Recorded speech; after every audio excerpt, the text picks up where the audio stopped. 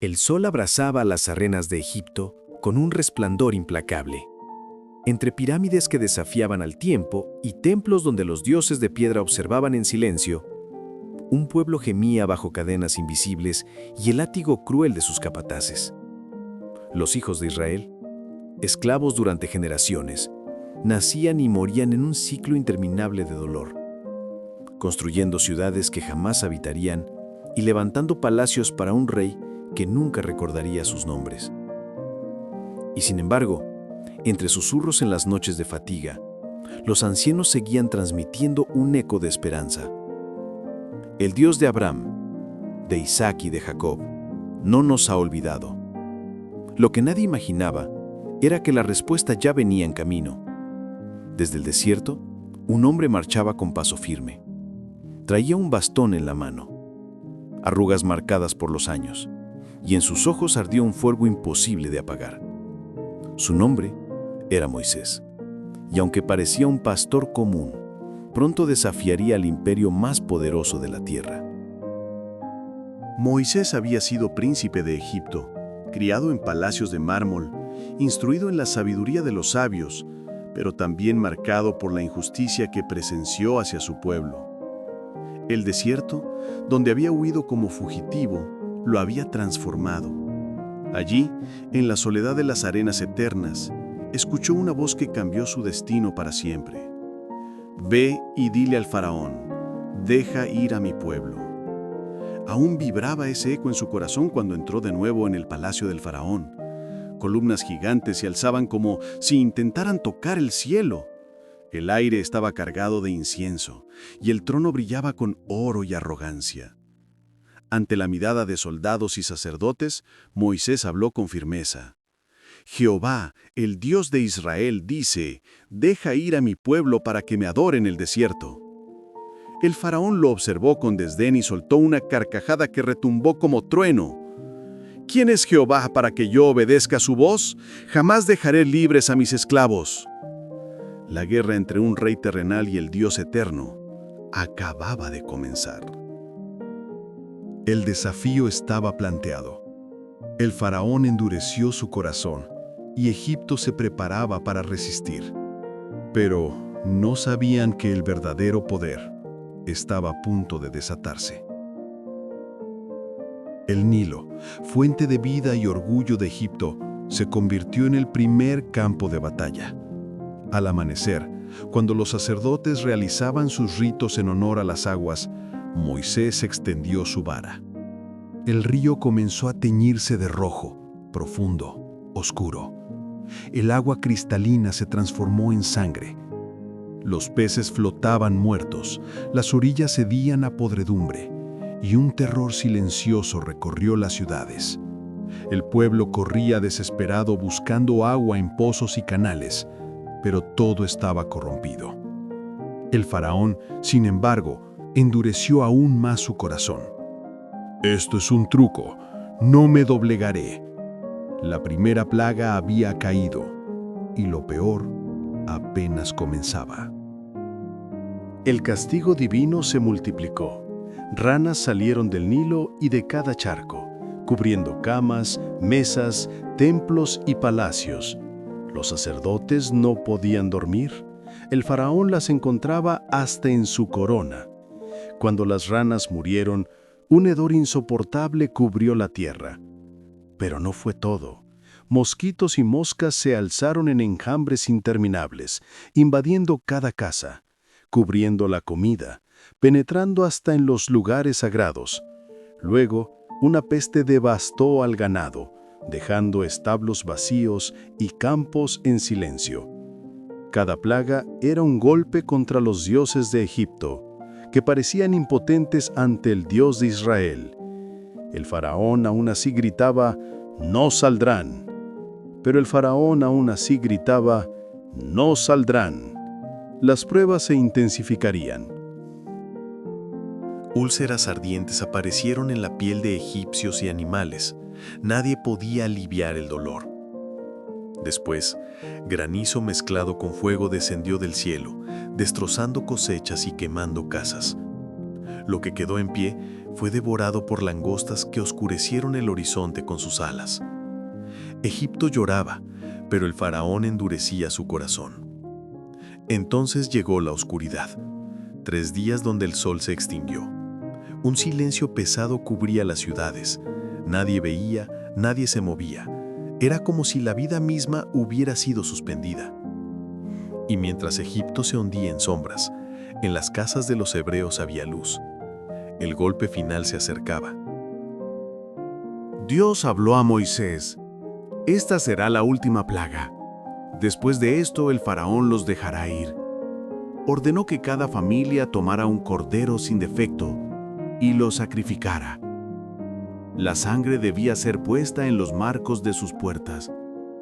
Esa noche, el ángel de la muerte recorrería la tierra de Egipto, pero donde viera sangre, pasaría de largo.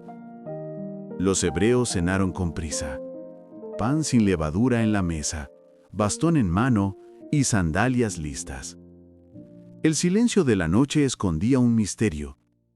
El juicio estaba por caer.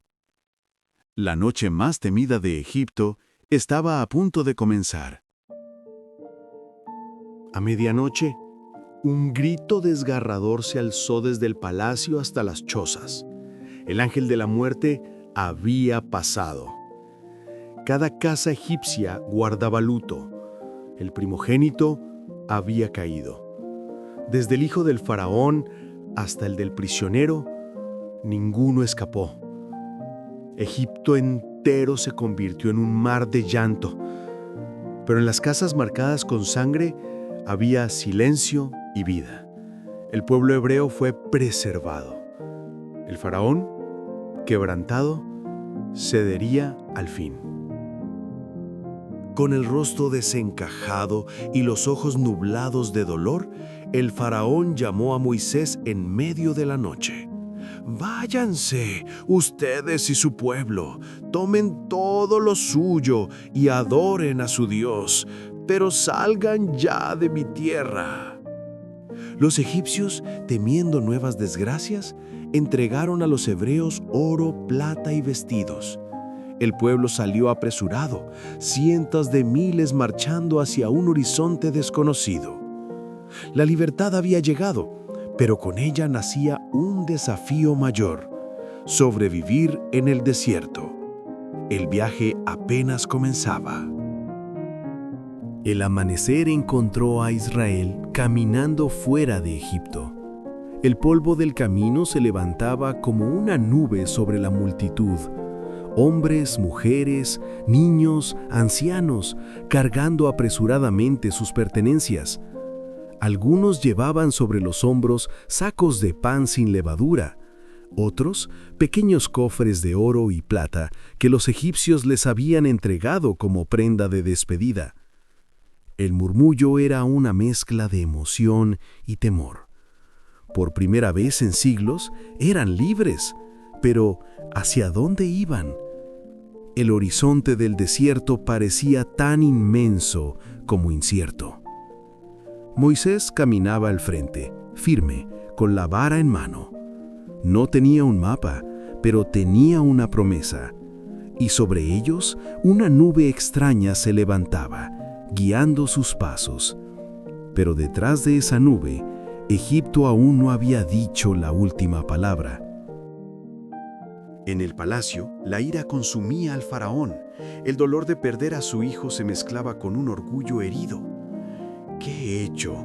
He dejado escapar a mis esclavos. Mi ejército irá tras ellos. En poco tiempo, carros veloces, caballos y soldados armados hasta los dientes salieron en persecución. El estruendo de sus ruedas retumbaba como un trueno que se acercaba cada vez más. El pueblo de Israel, al llegar frente al Mar Rojo, se sintió atrapado. El agua le cerraba el paso y la polvareda del ejército enemigo aparecía en el horizonte. El pánico se extendió como fuego entre la multitud. «Moisés, nos trajiste aquí para morir», gritaban algunos. El momento decisivo había llegado. Moisés levantó su voz no con temor, sino con fe. «No teman, Estad firmes y verán la salvación que el Señor hará hoy, porque los egipcios que ven ahora jamás los volverán a ver. Dicho esto, levantó su vara hacia el mar. Un viento poderoso comenzó a soplar durante toda la noche. El rugido de las olas se transformó en un murmullo solemne, y las aguas comenzaron a abrirse, levantándose como muros a derecha e izquierda. El pueblo quedó asombrado. Ante ellos había un camino seco donde antes solo había abismo. Uno a uno comenzaron a avanzar, con la luna iluminando la senda de la libertad. Pero el peligro aún no había quedado atrás. El ejército del faraón no se detuvo. Con furia desmedida, los carros entraron en medio del mar, persiguiendo al pueblo por el mismo camino abierto. Las ruedas chirriaban, los caballos relinchaban, el estruendo se mezclaba con los gritos de guerra. Israel corría al otro lado, con el miedo clavado en la espalda. Pero cuando el último hebreo puso pie en tierra firme, Moisés extendió su mano nuevamente. De pronto, el rugido cambió. El mar regresó con furia incontenible. Las aguas se cerraron sobre los carros, los caballos y los soldados, sepultándolos para siempre. El pueblo esclavo había sido libre de verdad, porque Dios había cumplido su promesa. El amanecer siguiente encontró a Israel de pie sobre la playa, observando los restos del ejército que los había perseguido. Las aguas del Mar Rojo, que antes fueron amenaza, ahora eran testigo de la victoria. Un silencio solemne cubrió a la multitud, hasta que un canto surgió como un río imparable. Moisés entonó las palabras: «Cantaré al Señor porque se ha cubierto de gloria. Al caballo y al jinete arrojó en el mar». Miriam, la hermana de Moisés, tomó un pandero y las mujeres danzaron con ella. El sonido de los panderos, los cantos y las risas llenaron el aire. Era el primer cántico de un pueblo libre. Pero tras el canto de victoria, aguardaba el silencio del desierto. El desierto se extendía ante ellos como un mar de arena interminable. Los días eran un horno abrasador y las noches un frío que calaba los huesos. El entusiasmo del triunfo pronto fue reemplazado por la sed. «¿Qué beberemos?», clamaban con voces quebradas. El agua que encontraron en Mara era amarga, imposible de beber. El pueblo murmuraba contra Moisés, acusándolo de condenarlos a morir. Entonces Moisés clamó a Dios y el Señor le mostró un árbol. Al arrojarlo en las aguas, se volvieron dulces.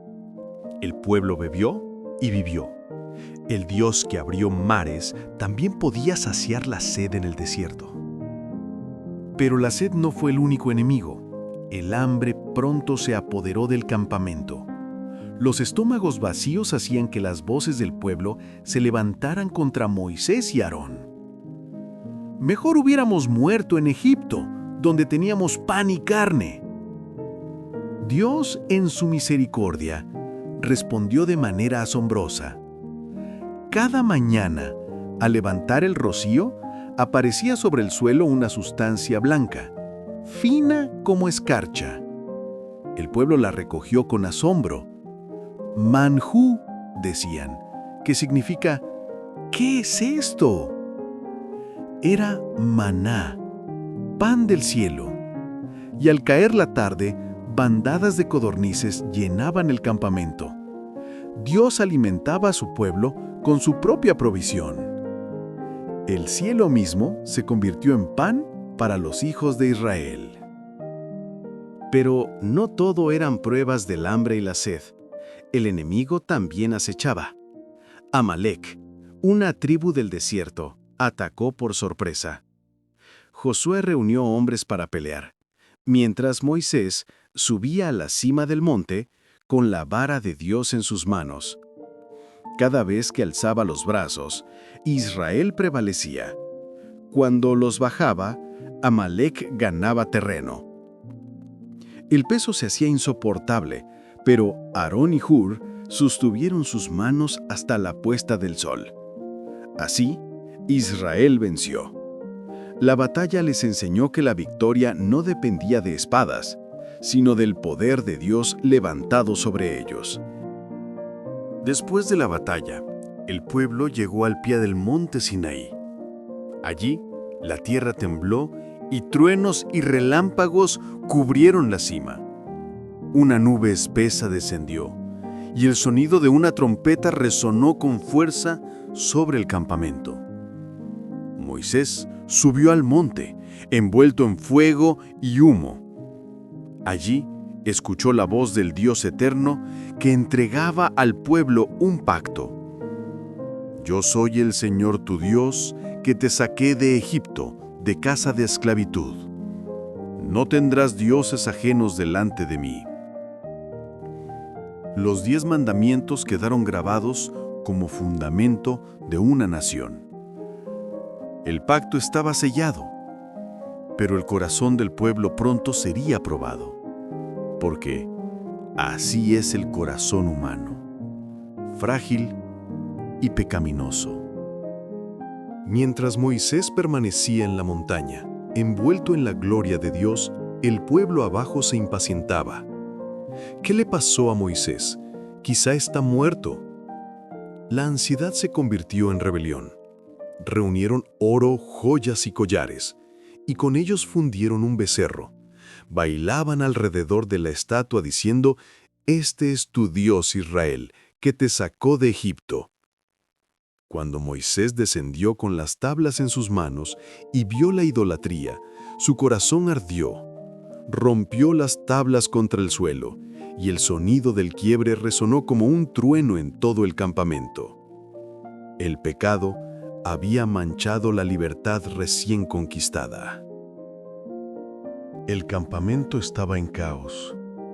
El humo del becerro de oro aún se elevaba cuando Moisés, con el rostro encendido por la ira santa, enfrentó al pueblo. ¿Cómo pudieron apartarse tan rápido del Dios que los libertó?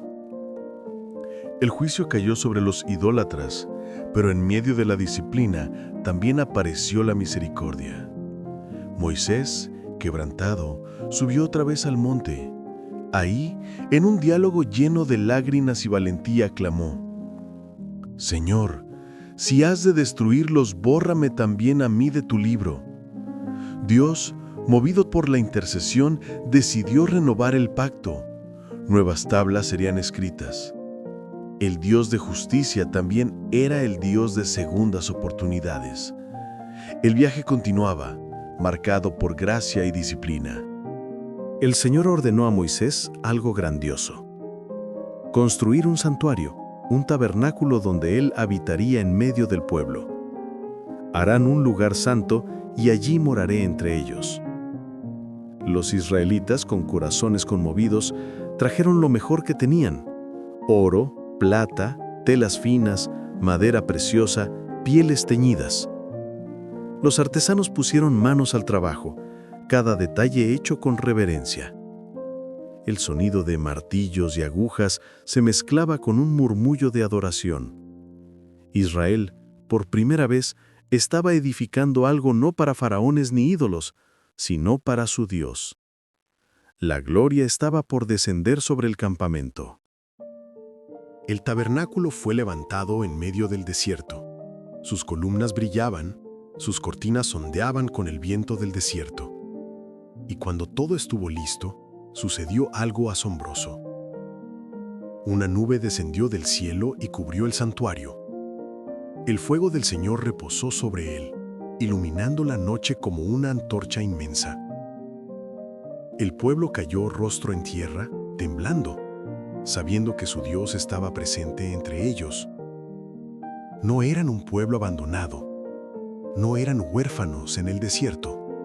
Eran una nación con la presencia viva del Creador caminando a su lado. Pero la tierra prometida aún estaba lejos. Después de meses de viaje, Moisés envió 2 espías a explorar Canaán, la tierra prometida. Los hombres regresaron con frutos inmensos, racimos de uvas que debían cargar entre 2. La tierra es fértil, es buena.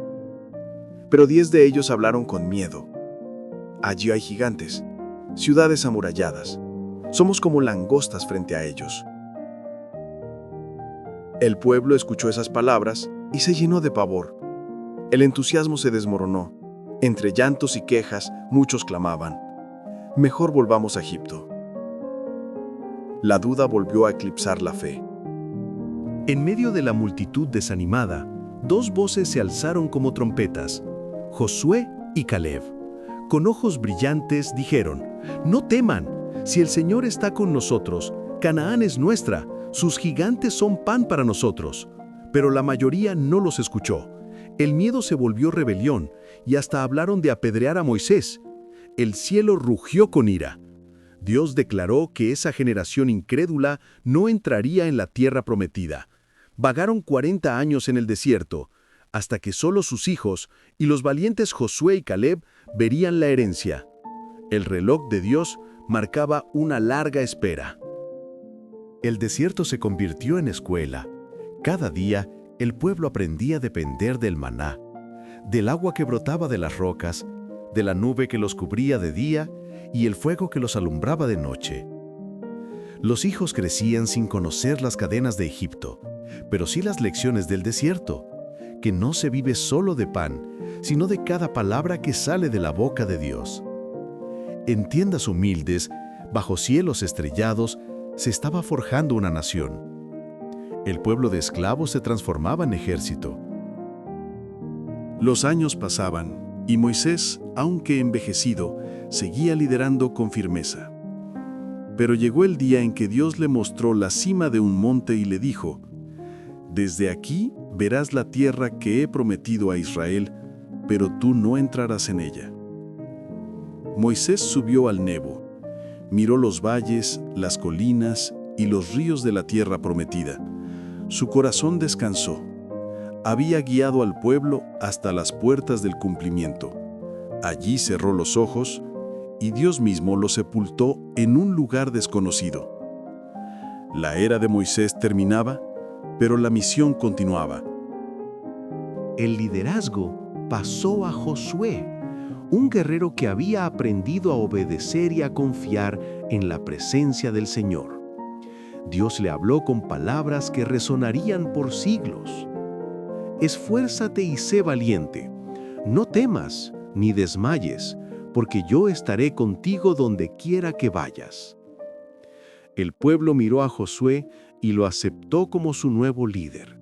Los ojos de todos estaban puestos en el río Jordán, que se interponía entre ellos y la tierra prometida. Una nueva etapa de conquistas estaba por comenzar. Josué se levantó como líder con la misma fe que había mostrado desde joven. Ordenó preparar al pueblo, purificarse y alistar sus corazones para lo que venía. Cuando el arca del pacto, símbolo de la presencia divina, tocó las aguas del Jordán, el río se detuvo. Las aguas se amontonaron en lo alto y todo Israel cruzó en seco, tal como lo habían hecho sus padres en el Mar Rojo. Era como si Dios dijera: mi promesa sigue en pie y yo sigo con ustedes. El desierto quedaba atrás. Canaán los esperaba. Pero antes de conquistar, Josué reunió al pueblo.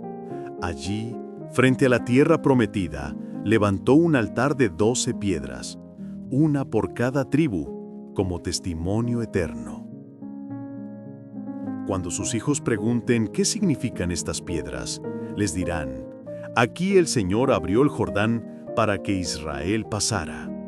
No eran solo guerreros a punto de entrar en batalla, eran testigos vivos de un Dios que abre caminos donde no los hay. El éxodo estaba llegando a su clímax. Josué, con los pies firmes en la tierra de Canaán, miraba el horizonte. Atrás quedaban los años de vagar en el desierto, las quejas, los milagros, las pruebas. Ahora estaban frente a ciudades fortificadas, ejércitos poderosos y gigantes. Pero el corazón del pueblo ya no era el mismo. Ya no eran esclavos temerosos.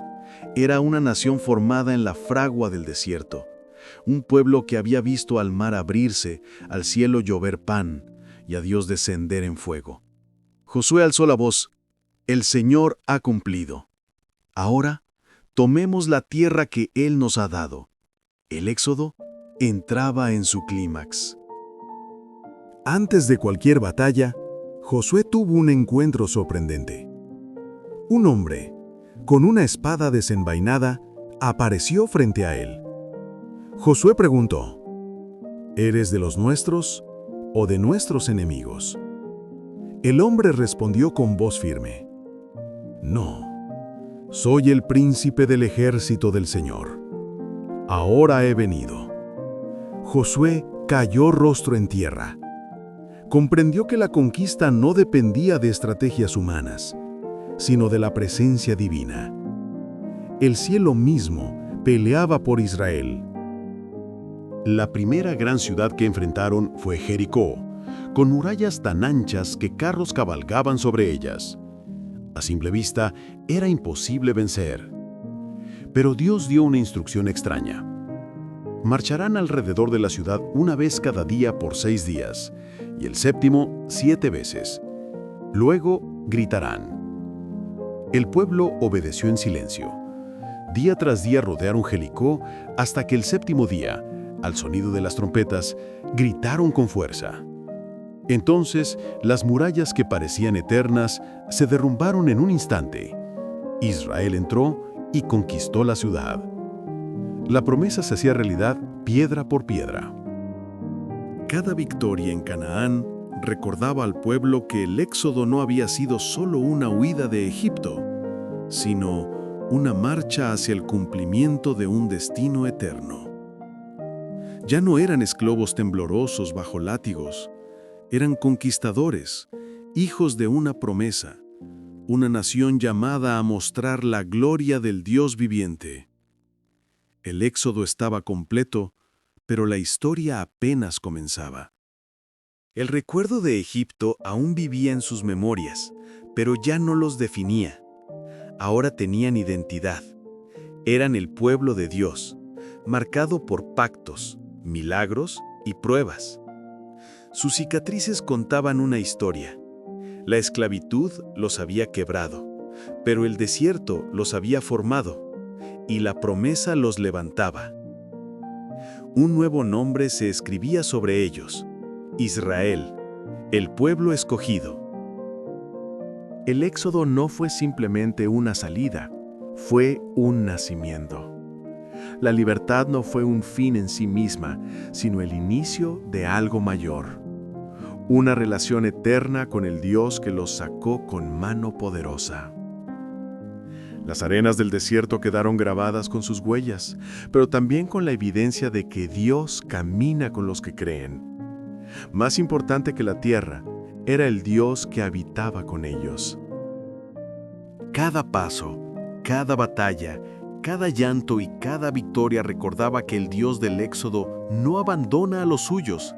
El faraón había caído, los mares se habían abierto, el maná había descendido y el desierto había sido atravesado. Nada de eso fue casualidad. Todo fue parte de un plan eterno que demostraba una verdad contundente. Dios es fiel a su palabra, y su fidelidad sigue resonando en cada generación. El Éxodo fue más que un relato antiguo. Fue un mensaje grabado en la historia, que no existe poder humano, opresión ni desierto que pueda frenar la voluntad de Dios. Los israelitas lo prendieron con sangre, sudor y fe, y cada generación después de ellos miraría hacia atrás para recordar: si Dios abrió el mar, también abrirá camino para nosotros. El Éxodo es un legado eterno. Ese legado no se detuvo en Canaán. El eco del Éxodo siguió resonando a lo largo de los siglos. Cada profeta, cada salmista, cada hombre y mujer de fe recordaban aquel momento en que Dios levantó a un pueblo esclavo y lo transformó en una nación libre. El mensaje era claro: no hay cadenas tan fuertes ni desiertos tan largos que puedan apagar la voz de Dios que dice: yo estoy con ustedes. El éxodo no terminó. Sigue inspirando. El éxodo es símbolo de esperanza.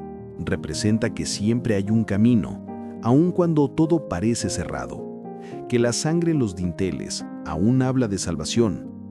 Que el mar puede abrirse otra vez. Y que el desierto puede florecer con pan del cielo. Su historia no es solo la de un pueblo antiguo, sino la de todo aquel que anhela libertad y promesa. El mensaje trasciende el tiempo. Cada alma que lucha contra la opresión, cada corazón que busca un horizonte nuevo, encuentra en el Éxodo un espejo. Es la certeza de que la esclavitud nunca tiene la última palabra y de que Dios levanta libertadores para mostrar su gloria. El Dios que liberó a Israel sigue siendo el mismo hoy. Así terminó la travesía por el desierto, pero así comenzó el destino de una nación.